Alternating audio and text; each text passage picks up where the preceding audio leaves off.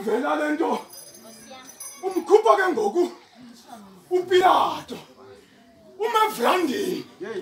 kamanje ngcwele kaThixo uthi emveni kokuba ngimbuze zonke izinto andifumani ityala kuye wemakela mfo kaPilato bongevu ndambona emi phezu kwevlandi wamkhomba wathi nanku umntu kamanje ngcwele kaThixo siyabulela moyingcwele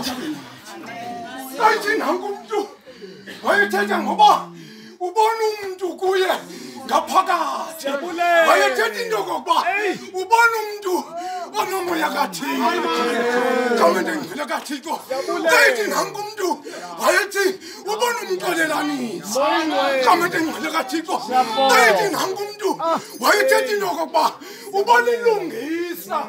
kamanje ngcwele yakowethu kayithi nanku umntu wayethetha into kokuba ubona umuntu onothando